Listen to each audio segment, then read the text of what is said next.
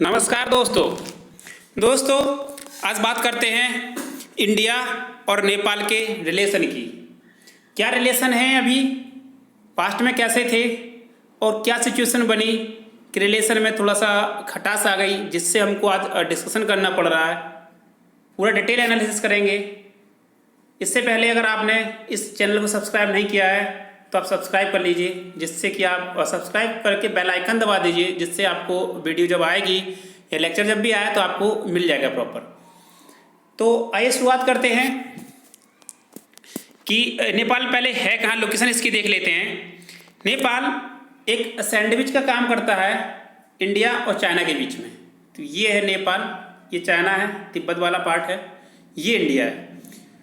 India के कौन कौन से बॉर्डर्स को, स्टेट के बॉर्डर इसको टच करते हैं, तो उत्तराखंड स्टेट इंडिया का टच करता है इसको, उत्तर प्रदेश, बिहार, पश्चिम बंगाल और सिक्किम।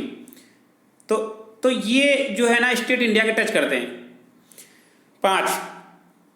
अच्छा, ये इसकी लोकेशन है, डिटेल देख लिए हैं। अब चलते हैं क्या प्रॉब्लम है। ये वाला मैप भी थोड़ा सा एक बार आप नज़र मान लीजिए, जितना आप मैप देखेंगे उतना क्लियर और आएगा चीज़ें।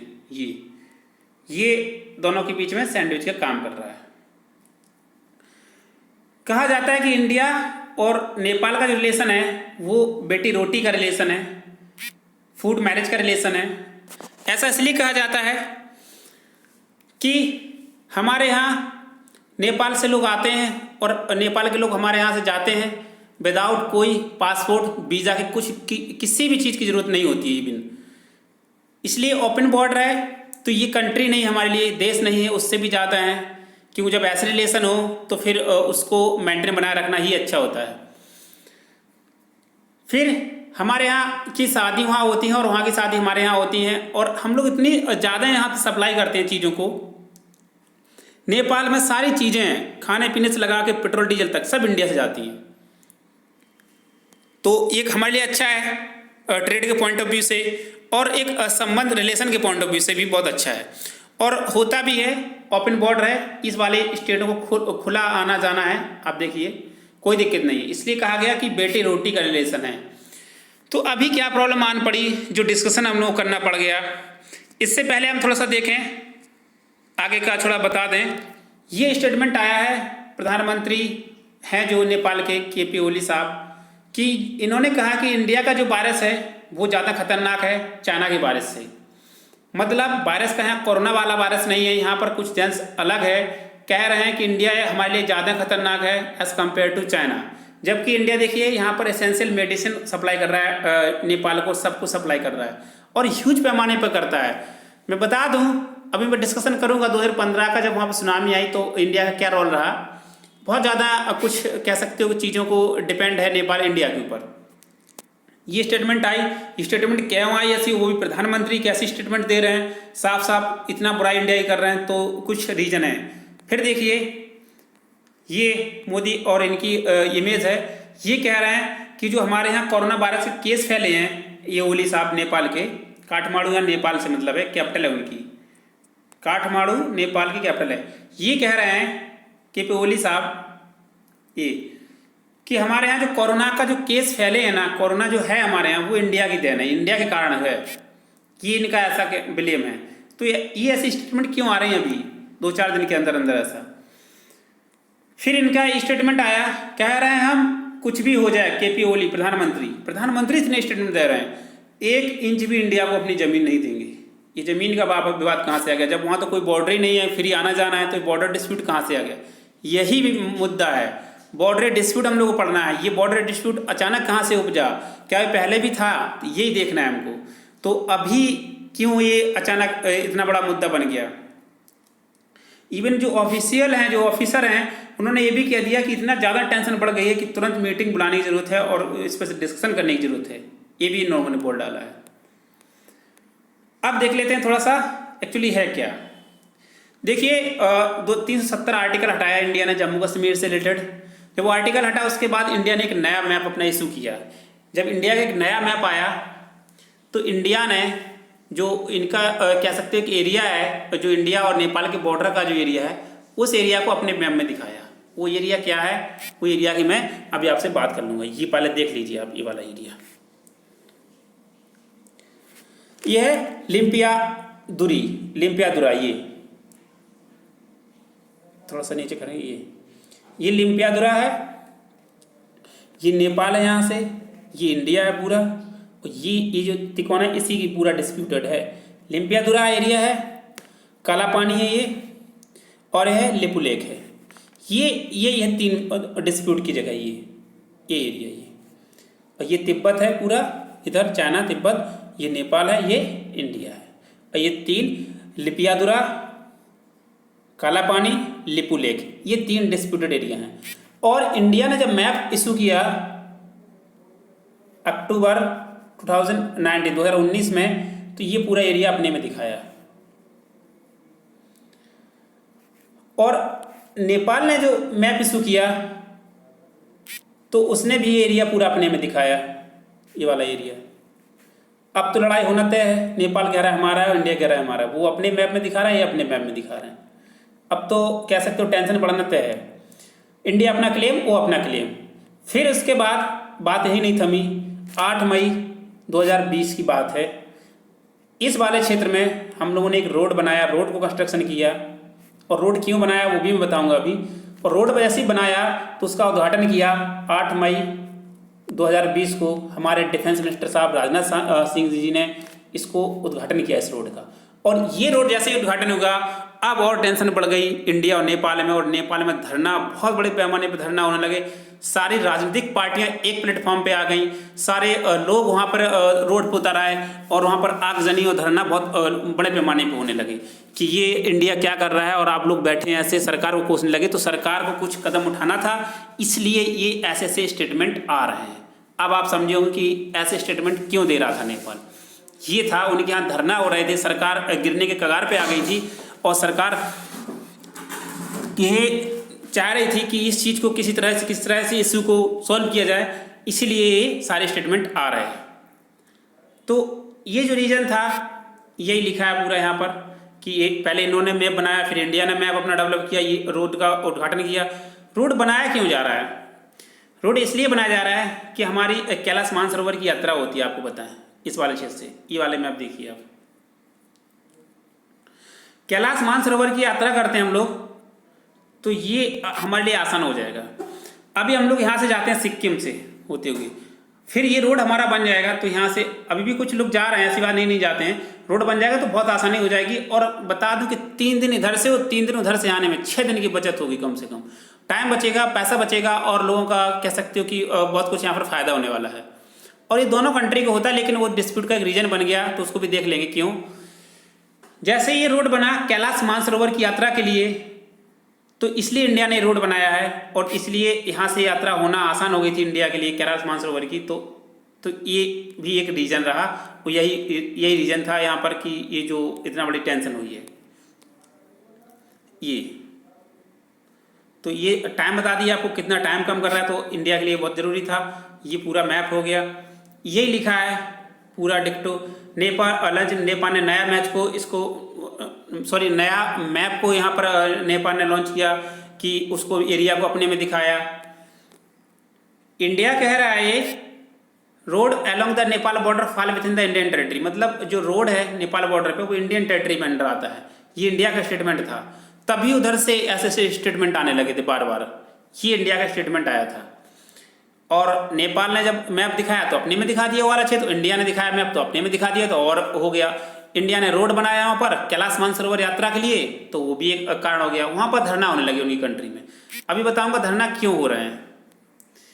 तो इंडिया ने बोल दिया ये जो एरिया है ये हमारी टेरिटरी में आता है। ये साफ साफ इंडिया का स्टेटमेंट आया था, इसलिए टेंशन बढ़ी है। ये राजनाथ सिंह साहब जी हैं जो इनॉग्रेशन उद्घाटन किया इन्होंने उसका। नेपाल में धरना होने लगा, ये देखिए प्रोटेस्ट होने लगा नेपाल में बहुत बड़े पैमाने पे लिपा लेक पास को लेके। ये देखिए नेपाल का एक धरने की फोटो है नेपाल की, क्या ये कंडीशन आ गई। और नेपाल के फॉरेन मिनिस्ट्री में तो इतना भी कह दिया कि अगर ये इसको वापस नहीं लेते हैं तो हम यहाँ पर और फोर्स तैनात कर देंगे। ऐसे ऐसे स्टेटमेंट आ रहा है नेपाल की तरह से। अब इसकी हिस्ट्री जान लेते हैं, क्या ये पहले से ऐसा था कि अभी ऐसा होगा, क्या है। देखिए 1816 में, उससे पहले चलते हैं, ये वाला आप चीज़ देखिए। ब्रिटिश इंडिया का कब्जा था, इंडिया पे आपको पता है ब्रिटिश का रूल था, तो ब्रिटिश ने और बड़े जितना ज़्यादा क्षेत्र वो अपनाना चाह रहे थे, वो उनकी कोशिश थी, बड़े से बड़ा एरिया उनके अंडर में रहे। नेपाल में भी उन्होंने लड़ाई की, और नेपाल में जो गोरखा किंगडम थी उनसे लड़ाई हुई इनकी, और खूब लड़ाई हुई। एक बाद में एक संधि हुई नेपाल के साथ इनकी, ये ट्रीटी ऑफ सगौली की संधि हुई अंग्रेजों की नेपाल के बीच में, ये वाली। और इस संधि में क्या कहा गया, इस संधि में ये कहा गया, देखिए इस मैप को, कि ये जो रिवर है ना,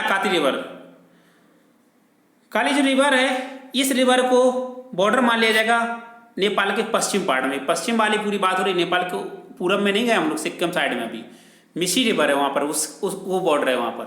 तो ये दोनों रिवर बॉर्डर का काम कर रही थी इंडिया और नेपाल के बीच में। तो कहा ये जो रिवर है इसको मान लिया जाएगा बॉर्डर का काम है, और बॉर्डर यही हो गई इंडिया नेपाल। तो अंग्रेज भी तैयार थे, वही ये भी तैयार हो गए, तो ये एक तरह से संधि हो गई, ठीक है।